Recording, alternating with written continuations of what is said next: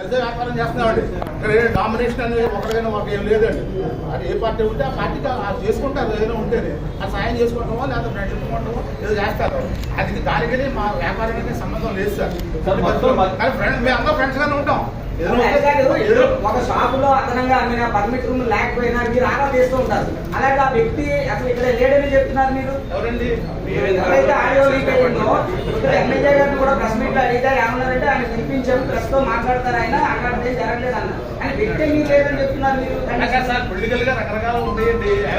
మా షాప్ మీ లైసెన్స్ సమాధానం చెప్తాం సార్. మా లైసెన్స్ కానప్పుడు నేను ఏం చెప్తాను సార్. మొత్తం 39 షాప్ లో సిండికేట్ గా ఉందా? లేదు సార్, అన్యాయం అండి.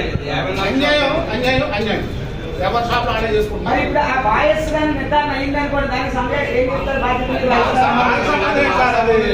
ఆయన కూడా సిండికేట్ లోనే కదా. అసలు సిండికేట్ లేదండి.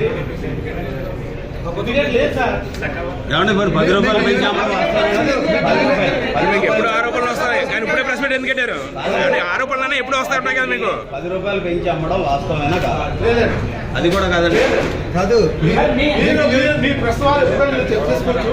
మీరు ఏ టైంలో మీరు చెక్ చేసిన గుర్తే మీకు ఎక్సైజ్ రూల్ ప్రకారంగా ఏ రకమైన చాలా షాపులు అమ్ముతున్నారు.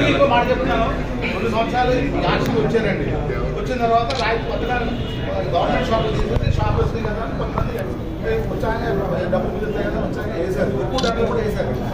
ఒక షాప్కి రాయమండ్రి 24 వేసిన అప్లికేషన్ ఎప్పుడు అయినా పడ్డాయి. పడ్డ తర్వాత గవర్నమెంట్ ఏమైందంటే 20% ఇస్తానని నోటిఫికేషన్ ఇచ్చింది సార్. నోటిఫికేషన్ ఇస్తే దానికి కొంచెం ఎక్కువ ట్యాక్సులు పడ్డాయి. ఎవరు వేసుకున్నారు. నా పార్టీలు దీనికి సంబంధం ఉండదండి. పార్టీలు ఎన్ని షాపులు ఉన్నాయి ఇక్కడ? మామూలుగా 54 షాపులు అండి. 54 షాపుల్లో పర్మిట్ రూమ్స్ ఎన్నట్లు ఉన్నాయి? అన్ని లేదండి.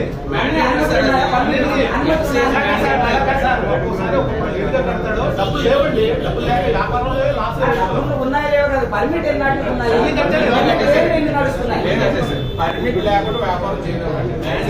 గవర్నమెంట్ రెవెన్యూ వచ్చింది బిజినెస్. రెవెన్యూ లేకుండా గవర్నమెంట్ ఎక్సైజ్ వాళ్ళు ఏం చెప్తున్నారంటే 5 ఆటికే ఉన్న 30 పర్మిట్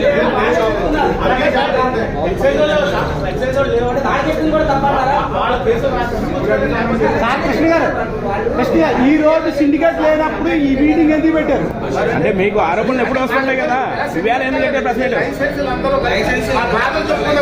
54 మంది అన్నారు. 54 మంది కూడా లేరు కదా.